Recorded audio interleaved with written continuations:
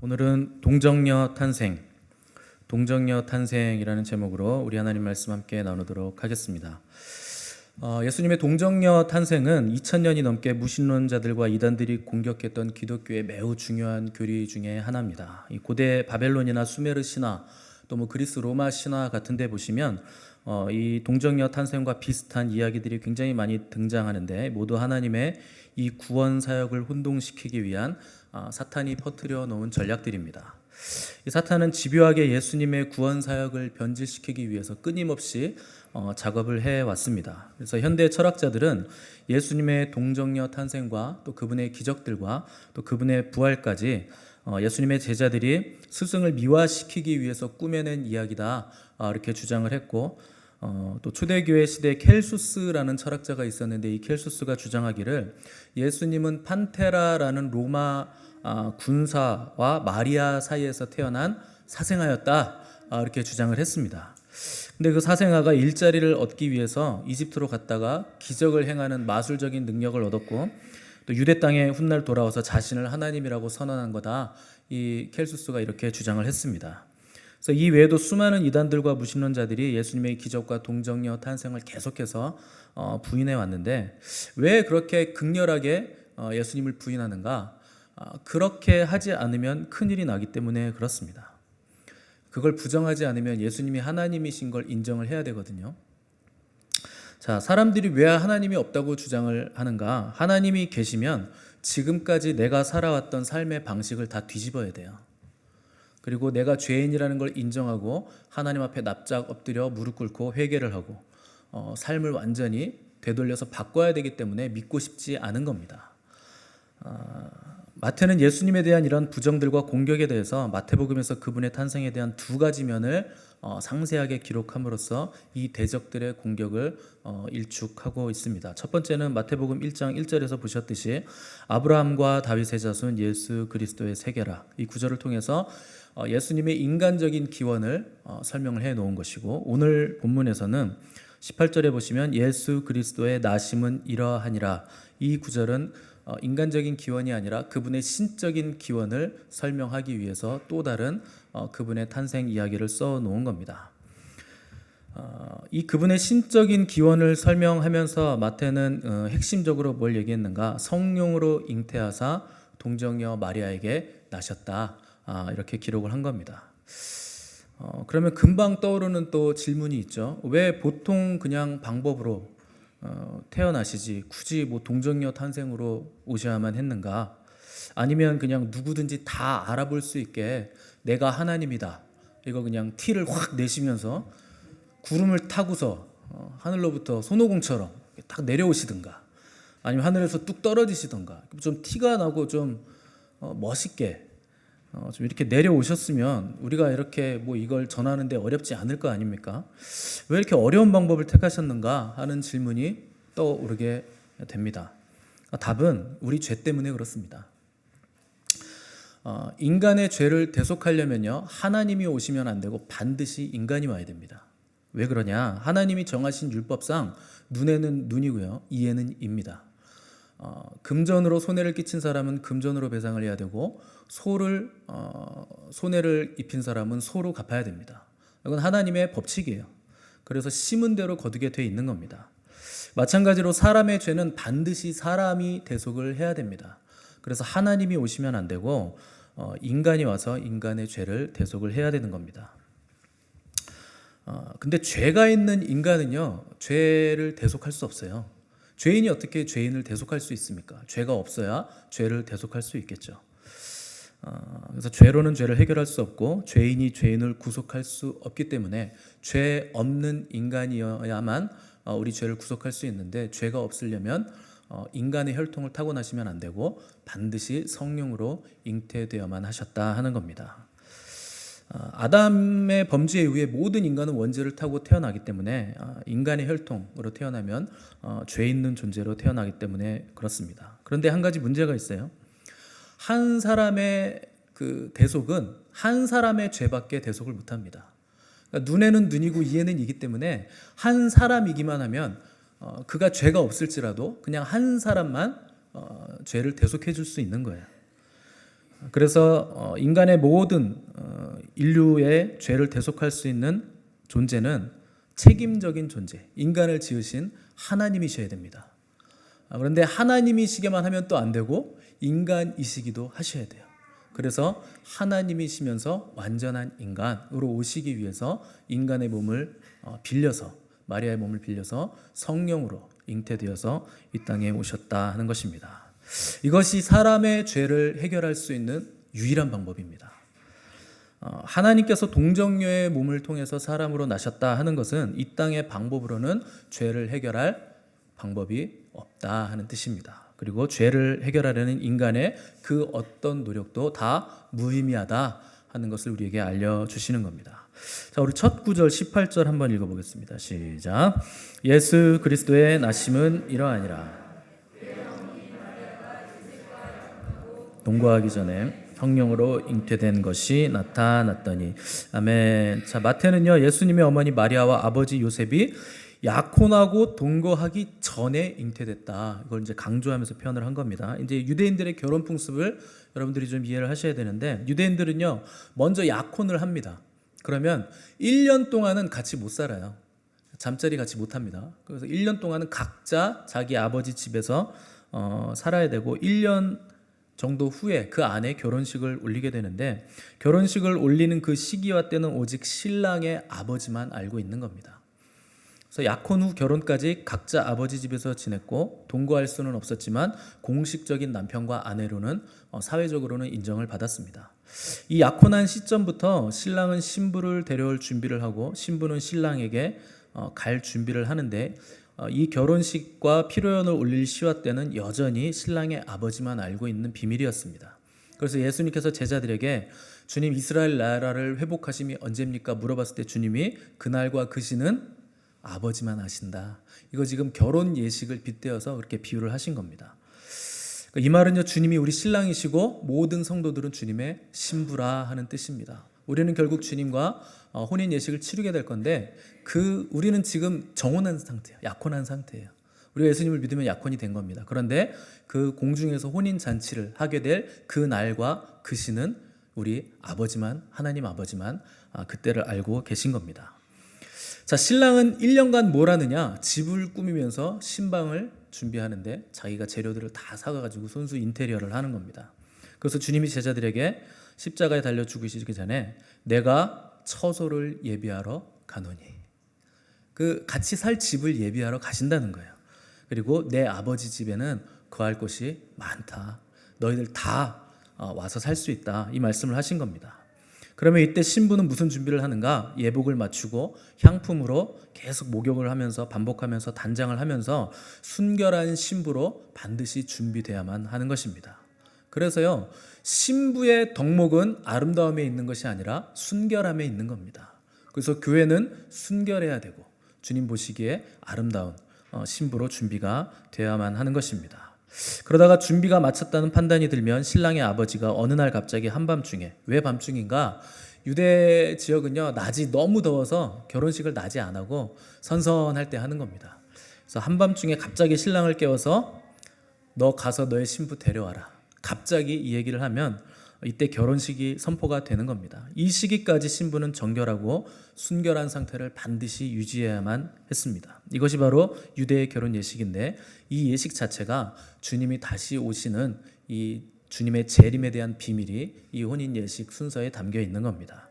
자, 18절 보시면 동거하기 전에, 즉 결혼하기 전에 성령으로 잉태된 것이 나타났다, 이렇게 기록을 했습니다. 여기서 나타났다는 헬라어가 발견됐다라는 뜻이에요. 아마도 마리아가 입덧을 했던지, 아니면 갑자기 배가 나오기 시작했던지, 처음에는 야, 너 요새 살찐다 뭐 이런 얘기를 들었겠지만 점점 배가 나오기 시작하면서 저건 임신이다, 이렇게 발견할 수 있었다 하는 뜻입니다. 자, 이 황당한 상황에서 마리아의 남편 요셉을 마태가 소개하는데 19절 한번 읽어보겠습니다. 19절 시작. 그의 남편 그를 드러내지 아니하고 가만히 끊고자 하여. 자, 성경은요, 요셉을 소개할 때 의로운 사람이다, 이렇게 소개를 했습니다. 자, 여기서 성경이 의롭다고 할 때는요, 율법에 순종하고 율법을 만인에게 공평하게 적용시키는 사람이라는 뜻입니다. 이 유대 사회에서 의롭다, 디카이오스네라는 헬라어인데 율법에 대해서 율법을 잘 적용하고 율법을 순종하고 자기뿐만 아니라 남에게도 율법을 공평하게 적용한다. 이것을 의롭다 하는 겁니다. 근데 율법에 따르면요, 만약 약혼한 처녀가 성 안에서 남자를 만나 동침하면 둘 다 돌로 쳐 죽이게 돼 있습니다. 이게 의로움이에요.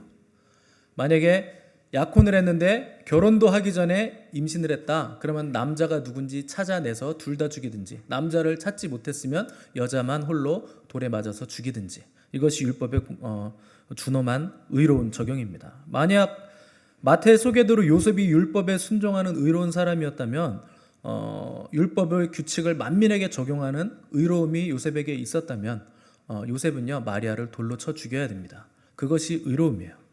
그런데 요셉이 모세 율법을 어기고 마리아와 조용히 파혼하려 했다 하는 것은 사실 율법적으로는 절대 의로움이 아니었습니다.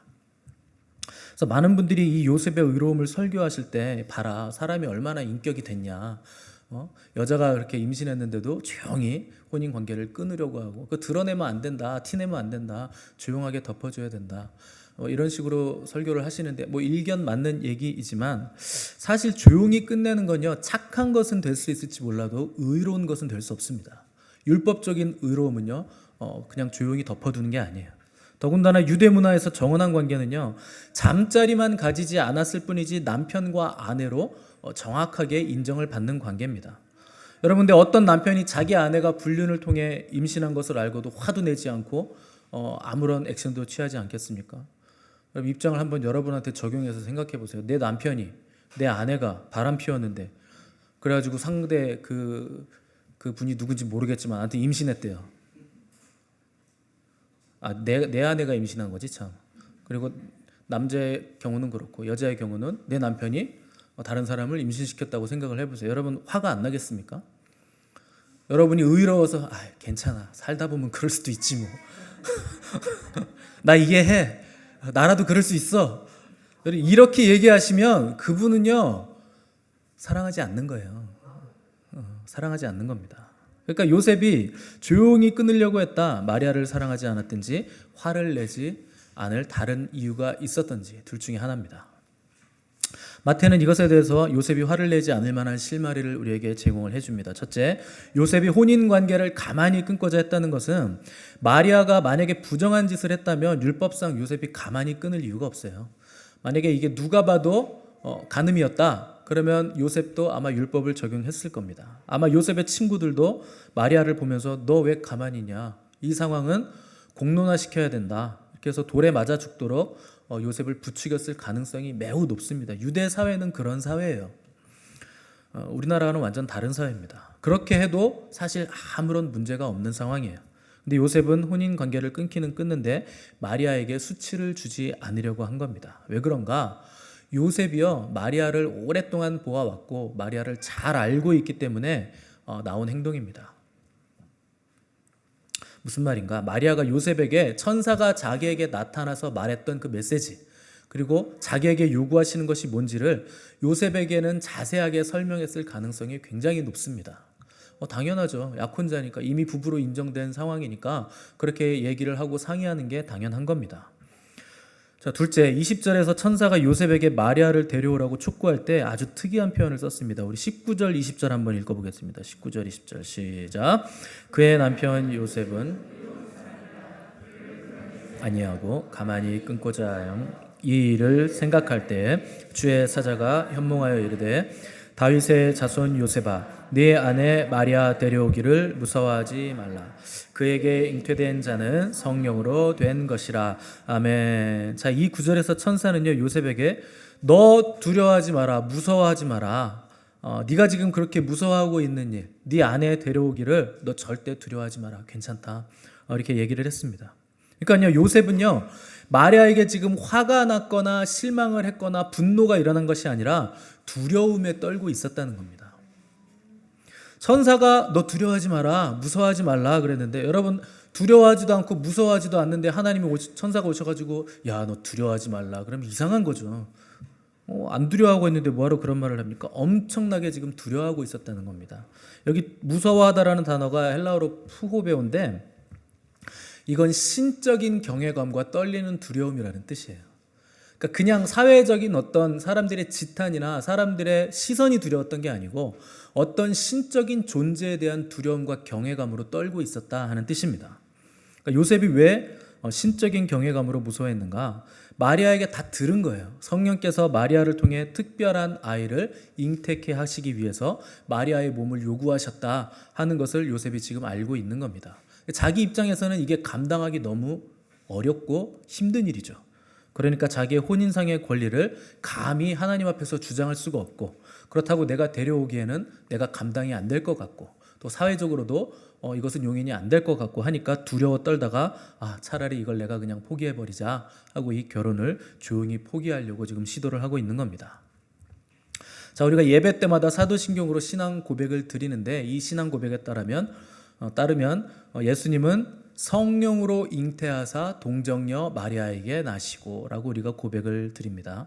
여러분, 이걸 신앙 고백을 믿음으로 우리가 드릴 수 있다 하는 것은 굉장한 믿음을 여러분들이 가지신 거예요. 물론 여러분들이 여기 적혀 있으니까 여기는 어디고 나는 누군지 모르겠으나 나는 적혀 있으니까 읽겠습니다 하고서 그냥 읽으시는 분도 분명히 계실 테지만, 이것이 여러분들의 믿음으로 믿어지신다면 대단한 믿음을 가지신 겁니다.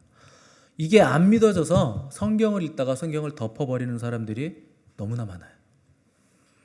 근데 여러분 잘 생각해 보시면 창세기의 천지창조 때부터 성령님은 모든 창조 사역, 생명의 사역에 동참하신 하나님이세요. 창조 때 보시면 하나님의 신이 수면에 운행하시니라. 또 모든 창조 사역에도 성령님의 역사가 다 개입이 돼 있었습니다. 또 사람을 창조하실 때 흙으로 사람을 빚으시고 사람에게 생기를 불어넣으셨죠. 그것도 성령님의 역할입니다. 또 에스겔서 보시면 마른 뼈들이 갑자기 뼈가 붙고 힘줄이 생기고 핏줄이 생기고 살이 붙고, 그래서 생기가 갑자기 불어와서 뼈들이 사람으로 살아나는 것도 여기서도 성령님께서 생기로 불어오셔서 역사를 하신 일입니다. 또 우리 주님이 십자가에서 죽으셨다가 부활하셔서 살아나실 때도 성령님의 역사로 살아나셨다 하는 것이 성경의 증언입니다. 그래서 바울이 로마서 8장 11절에서 예수를 죽은 자 가운데서 살리신 이의 영이 너희 안에 거하시면 너희 죽을 몸도 살리시리라.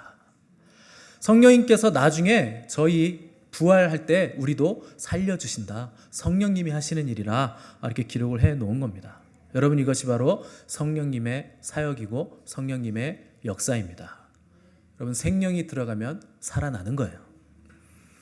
자, 요셉은요, 이 일을 명예롭게 끝낼 방법을 찾고 있었는데 몇 가지 옵션이 있었습니다. 첫 번째, 마리아가 임신한 사실을 근거로 재판관들에게 가서 공식적인 이혼 승인을 받는 방법.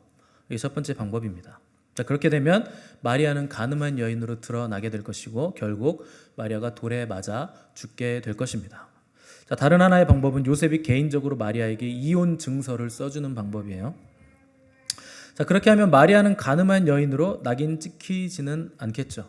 그런데 마리아가 아이를 낳아야 되니까 요셉이 아이를 임신시키고 마리아를 버렸다 하는 사회적인 지탄은 요셉이 아마 받게 될 겁니다. 아마도 요셉은 지금 이 방법을 쓰려고 하는 겁니다. 차라리 내가 지탄을 받자. 그러니까 요셉은요, 착한 남편이에요. 착한 남편. 그렇게 보면 요셉은 자신이 욕을 먹으면서까지 지금 끝까지 마리아를 보호해 주려고 하던 사람이었습니다. 그러니까 지극히 마리아를 사랑한 남자였다는 것은 분명합니다. 근데 깊이 사랑함에도 불구하고 하나님께서 그분의 목적을 위해서 마리아를 필요로 하신다는 것을 알았기 때문에 이혼 증서를 써서 지금 가만히 끊고자 하려고 하는 겁니다. 아마 요셉은요, 이 일을 생각하면서 굉장히 많이 고민을 했을 겁니다. 그리고 버거웠을 거예요. 내가 이걸 어떻게 해야 될까 생각하고 또 생각을 했을 겁니다. 그래서 19절과 20절 보시면 드러내지 아니하고 가만히 끊고자 하여 이 일을 생각했다, 이렇게 기록을 했어요. 여기 생각했다는 게 굉장히 중요한 단어입니다. 많이 생각하고 또 생각을 한 거예요. 내가 어떻게 해야 될까? 그리고 기도하고 생각하고 오래 이 일에 대해서 고민을 한 겁니다. 아마 잠도 못 자고 철야하고 금식하면서 기도하고 생각하고 괴로워했겠죠. 여러분, 근데 만약 요셉이 화가 나서 기도도 안 하고 내가 율법으로 이걸 해결해야죠, 그냥 마리아가 간음했다고 결론 내버리고 돌로 쳐서 죽였다면 여러분, 우리의 구원이 어떻게 이루어졌을까요? 불가능했습니다. 여러분, 이해되지 않고 내가 감당할 수 없는 일이 올 때 여러분 섣불리 행동하지 마시기 바랍니다. 그러니까 신앙생활하면서 뭐가 빨리 이루어지지 않고 내가 막 믿어지지 않고 이런 일들이 일어날 때요, 안절부절하는 그리스도인들이 얼마나 많은지 몰라요. 여러분, 믿음은요 70%가 인내입니다. 믿음은 기다리는 거예요. 믿음의 히브리어 중에 하나가 에무나거든요. 에무나는 뭐냐? 버티다라는 뜻입니다. 우리는 무슨 초자연적인 역사가 일어나서 맨날 하나님이 뭘 들려주시고 보여주시고 뭐가 되고 뭐가 뚝 떨어지고 막 이러는 게 믿음 같죠. 물론 신앙이 어릴 땐 하나님이 그렇게도 해 주십니다. 사탕도 주시고 과자도 주시고. 근데 나이가 들었는데 여전히 엄마 젖 주세요. 이러면 이게 부모의 기쁨입니까? 아유 이뻐, 얘는 아직도 내 젖을 먹어. 우리 아들 28살인데. 여러분의 기쁨입니까? 근심입니까? 그렇게 할 수는 없는 거예요. 믿음은요 장성한 분량으로 점점 자라가는 겁니다. 인내가 70%예요. 하나님 앞에서 잠잠히 하나님이 말씀하실 때까지, 그분이 무엇을 하실 때까지 기다리지 못하면 믿음이 없는 거예요. 그런데 우리는요 조금만 응답이 없으면 노심초사, 뭐가 빨리 됐으면 좋겠는데 아무 소식이 없고 하나님 잠잠하시면 안달복달하면서 여기도 가고 저기도 가고 이 사람 찾아다니고 저 사람 찾아다녀요.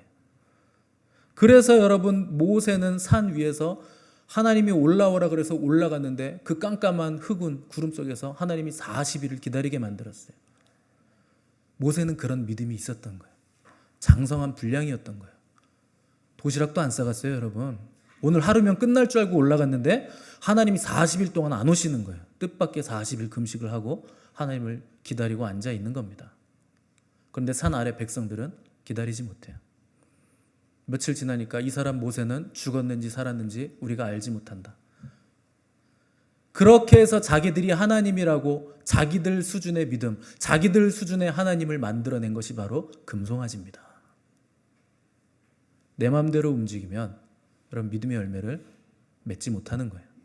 이해되지 않아도, 눈에 보이지 않아도 하나님 앞에 잠잠히 머물며 그분을 기다릴 줄 아는 법을 배울 때까지 하나님도 우리를 잠잠히 기다리시는 거예요.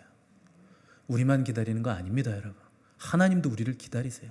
네가 내 앞에 앉아서 나를 기다릴 때까지, 네가 잠잠히 나만 바라볼 때까지 나도 너를 기다릴 거다. 분명해 보이는데도 분명하지 않은 일일 수도 있고, 모호해 보이는데도 하나님의 숨겨진 뜻이 그 모호함 가운데 있을 수가 있는 겁니다. 교회 한두 번 나와보고 교회를 어떻게 다 알 수 있고, 성경 공부 조금 해봤다고 해서 어떻게 성경을 다 알 수가 있겠습니까? 하나님은 우리 생각보다 크세요. 우리의 이해를 초월하십니다.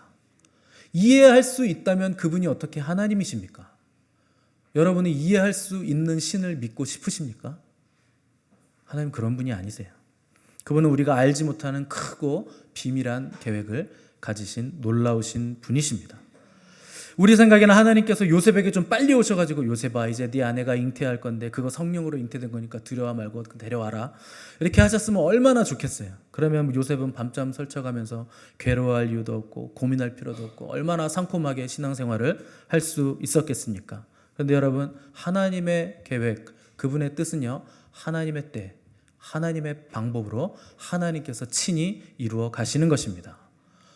우리의 생각, 우리의 때, 우리의 방법을 자꾸 내세우면요 이상한 믿음이 생겨요. 그게 믿음인 줄 알고 평생 그걸 붙잡았는데, 일평생 진리인 줄 알고 붙들었는데 나중에 알고 보니까 이 산이 아닌가 보다. 일평생을 거기에다가 다 쏟아 부었는데 여기가 아니었나 보다. 여러분, 그러면 그 인생을 어떻게 되돌릴까요? 하나님이 말씀하셨으면 그 말씀을 붙잡으시기 바랍니다. 말씀하지 않으셨다면 기다릴 줄 아는 지혜가 저와 여러분들에게 있기를 바랍니다. 우리 21절 읽겠습니다. 21절 시작. 아들을 낳으리니 이름을 예수라. 구원할 자이심이라 하니라. 아멘. 자, 예수라는 이름이 자기 백성을 그들의 죄에서 구원할 자라는 뜻이라고 합니다. 이 이름이 구약에서는 예슈아라고 하고, 히브리적인 발음으로 예슈아고, 구약 인물 중에 여호수아가 바로 예수와 똑같은 이름입니다.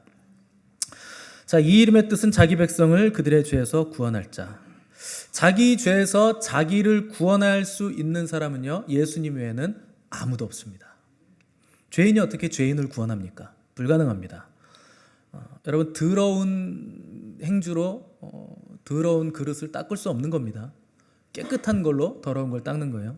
그래서 천하 인간의 구원을 얻을 만한 다른 이름을 주신 적이 없는 거예요. 오직 우리 예수님만이 죄를 씻어 주실 수 있는 유일한 분이시고 우리를 용서해 주실 수 있는 유일한 분이시며 우리가 하나님께로 갈 수 있는 길을 열어주신 유일한 길이요 진리요 생명 되신 하나님이십니다. 저주받은 우리가 축복을 받은 이유는 축복받으신 예수님이 우리의 저주를 대신 받아주셨기 때문에 우리가 축복을 받은 거예요. 23절 보니까 보라 처녀가 잉태하여 아들을 낳을 것이요 그의 이름을 임마누엘이라 하리라 하셨으니 이를 번역한즉 하나님이 우리와 함께 계시다 함이라. 임마누엘, 하나님이 우리와 함께 계신다 하는 뜻입니다. 왜 하나님은 우리와 함께 계시는가? 이것이요 태초부터 창세기부터 신약의 계시록 끝까지 성경 전체에 이르기까지 하나님이 강렬하게 소원하시고 열망하시는 하나님의 단 한 가지 소원이에요. 나는 너희와 함께 있고 싶다. 나 너와 함께 지내고 싶다. 임마누엘은요 복음 중에 복음이고 놀랍고 기이한 하나님의 사랑입니다. 죄로 인해서 하나님과 인간이 분리됐는데 하나님이 우리 가운데 그 죄를 뚫고 찾아오셔서 우리와 함께 살기를 원하신다는 거예요.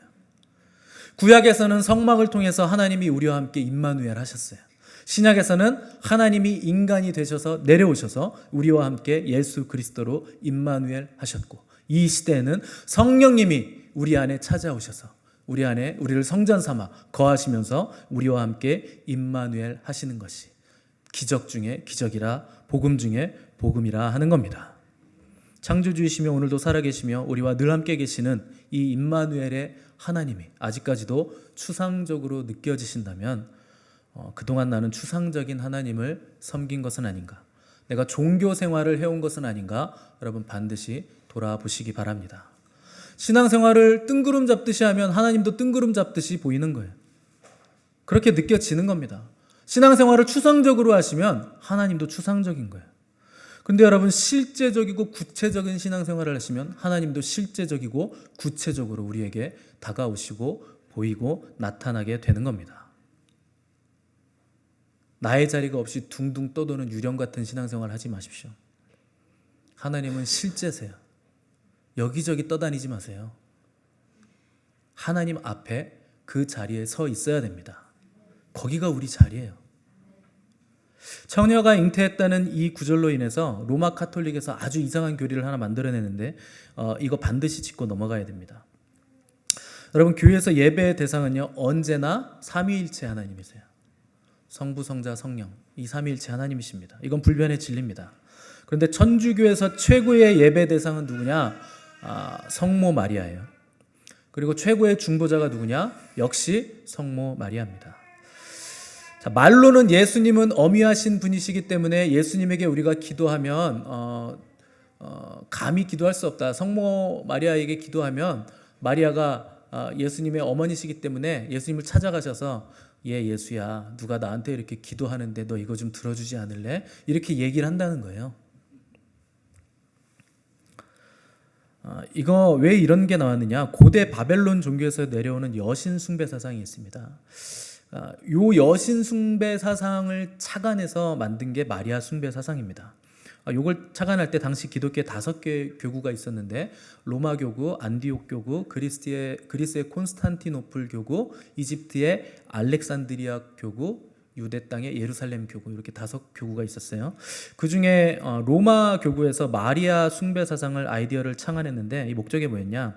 기독교를 쉽게 받아들이게 하기 위해서. 워낙 당시에 여신을 숭배하는 사상이 널리 퍼져 있으니까 여신 숭배 사상을 접목해서 마리아 숭배 사상을 퍼뜨리면 그들이 기독교를 쉽게 받아들일 수 있을 것이다. 그러니까 선교를 위해서 이 교리를 만들어낸 겁니다. 자, 이 문제 때문에 5대 교구 지도자들이 모여서 회의를 했는데 AD 431년이죠. 제3차 에베소 공의회 때 동로마 교회가 마리아 성모설, 그러니까 마리아는 거룩한 어머니다, 예수님의 어머니다, 실제 마리아가 예수님이 하나님이시잖아요. 그러니까 마리아는 하나님의 어머니다라고 주장을 하기 시작을 한 겁니다. 자, 당시만 해도 이 교리는 이단으로 정죄받고 말도 안 된다 하고 경계 대상이 됐습니다. 근데 그러다가 마리아 동정설이 또 이제 대두가 됩니다. 그러니까 마리아 동정설, 동정녀다 마리아는 물론 맞죠. 그런데 예수님 이후에도 죽을 때까지 마리아는 동정녀였다 하고 주장을 하기 시작을 한 겁니다. 그러니까 종신토록 마리아는 처녀였다, 이 이론을 주장한 거죠. 이건 말도 안 되는 교리입니다. 성경에 예수님의 형제들이 등장을 하기 때문에 그들은 성령으로 잉태된 게 아니거든요. 그러니까 이거 말도 안 되는 교리입니다. 그래서 초대교회 교부였던 오리겐과 터툴리안이 이 교리에 대해서 당연히 말도 안 된다, 뭐 제고할 가치도 없다 이렇게 일축을 했고, 마리아는 다른 자녀들 분명히 생산했고 마리아도 한 사람의 죄인일 뿐이다, 이렇게 일축을 했습니다. 당시 로마 교구를 제외한 4개 교구의 출신들은요, 터무니없고 비성경적인 안건에 대해서 모두 반대했습니다.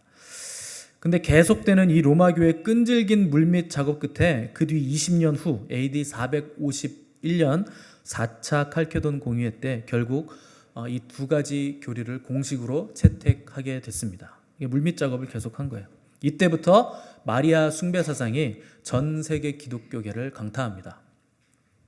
그래서 로마 제국에 힘이 미치는 곳에는 로마 카톨릭과 더불어 마리아 숭배 사상이 계속적으로 퍼져나가게 됐고, 1517년 종교개혁이 일어나 개신교를 중심으로 이 사상을 우리가 강력하게 배격하게 됐지만 로마 카톨릭과 모든 정교회들은 지금까지도 이 마리아 숭배 사상을 여전히 채택하고 마리아를 숭배하고 있습니다.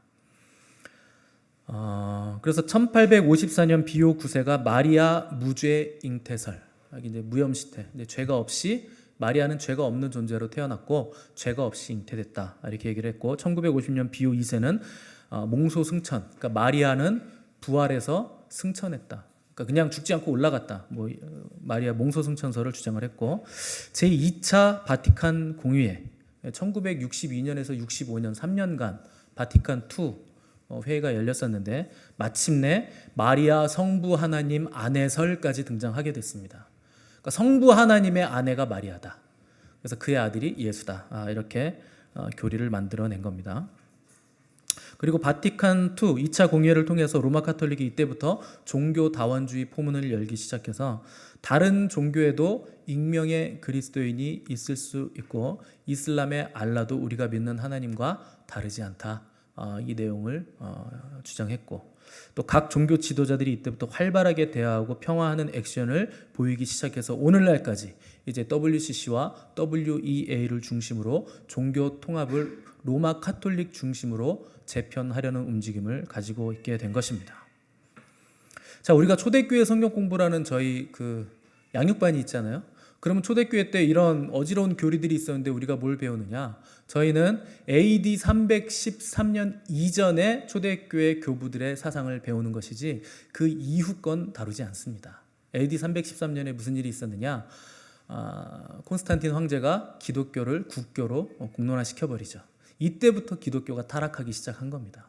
너무 정치적인 힘을 얻으니까 이때부터 기독교가 타락했는데, 우리가 공부하는 것은 AD 313년 이전에 예수님의 가르침을 직접 받은 사도들과 그들의 사도들의 가르침을 직접 받은 속사도들과 그 속사도들의 가르침을 입으로 전승해서 받은 교부들, 그들의 가르침을 우리가 배우는 것이 우리 양육반의 초대교회 성경 공부입니다.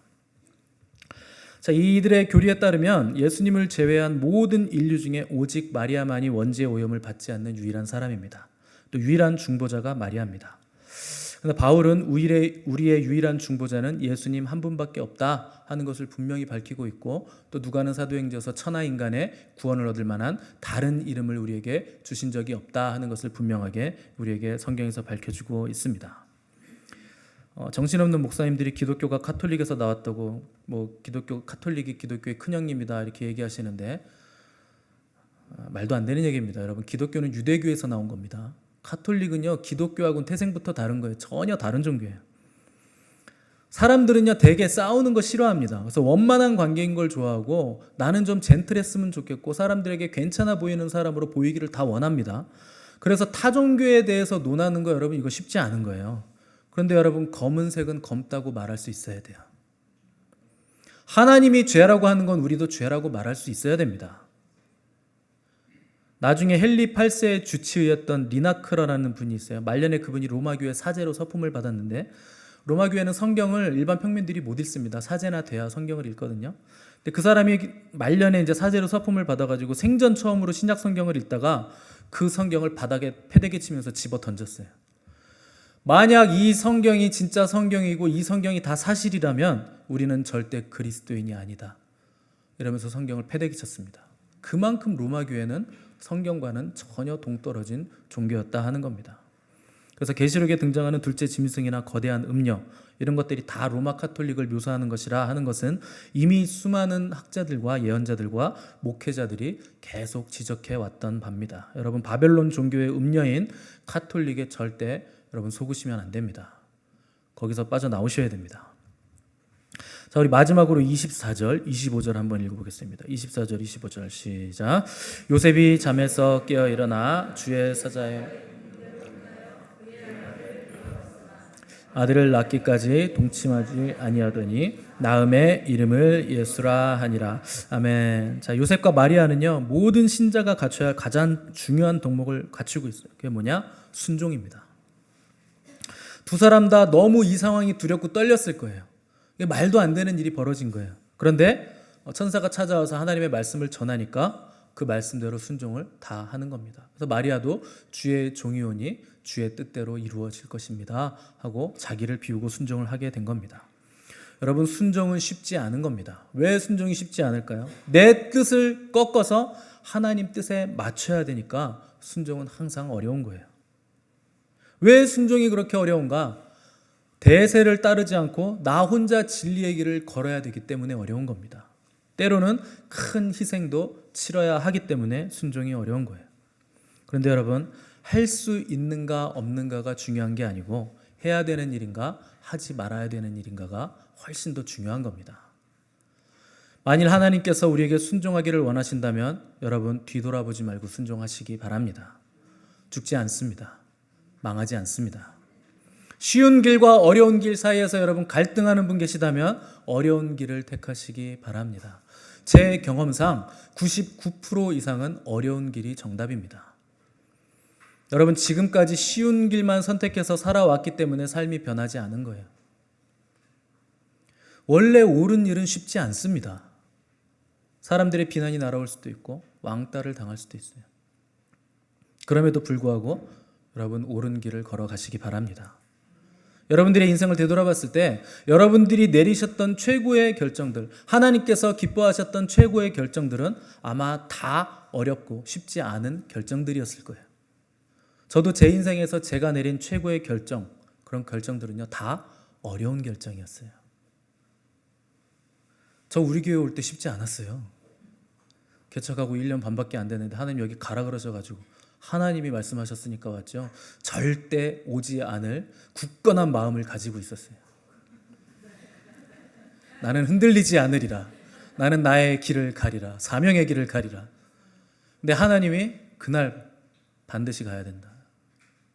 단 1년 만에 지난 10년보다 더 많은 일을 한다.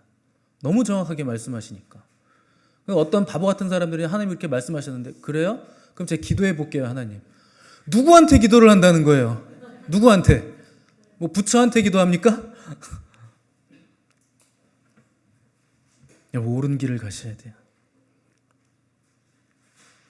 무슨 일을 하느냐, 어떤 성취가 있느냐 중요하지 않습니다. 여러분, 많은 일을 하는 것보다 옳은 일을 하는 게 중요한 거예요. 빠르게 가는 것보다 바르게 가는 게 훨씬 더 중요한 겁니다. 모든 믿음의 조상들은 순종이라는 훈련과 테스트를 받았습니다. 아브라함은 75세에 부르심 받았는데 100세까지 자식이 없었어요. 25년 동안 인내와 순종의 훈련을 받았습니다. 요셉은 어린 나이에 꿈을 통해서 위대한 비전을 받았는데 17세에 인신매매, 형제들한테 인신매매 당해서 이집트 노예로 팔려가서 30세까지 감옥 속에서 훈련과 연단을 받았어요. 그리고 나서 나중에 이집트의 총리 대신이 됐습니다. 다윗은 골리앗 죽이기 전까지 수많은 사자와 곰들과 싸우고 훈련했어요. 왕으로 기름 부음 받은 뒤에도 10년 동안 사울 왕에게 쫓겨다니면서 광야를 전전긍긍했습니다. 바울은 다메섹으로 가다가 주님 만난 후에 아라비아 광야 3년을 포함해서 14년간 하나님 앞에 앉아 있으며 훈련을 받은 뒤에야 사역을 시작할 수 있었습니다. 누구나 그래요. 처음에는요, 완벽한 믿음 가지지 못합니다. 그렇다고 시도하지 않으면, 묶여있는 거 풀어내지 않으면, 지금 내가 있는 자리 떠나지 않으면 그 묶여있는 끈 때문에 배가 바다로 나가지 못하고 그 자리에서 빙빙 돌기만 하는 거예요. 믿음은요, 출발하는 겁니다. 한 발자국 뛰는 거예요. 작은 순종, 작은 승리들이 한 발자국 한 발자국 모여서 나중에 큰 승리도 자라나게 되는 겁니다. 똑같이 감옥에 갇혀도 어떤 사람은 땅만 보고 한숨 쉬죠. 근데 어떤 사람은 하늘의 별을 봅니다.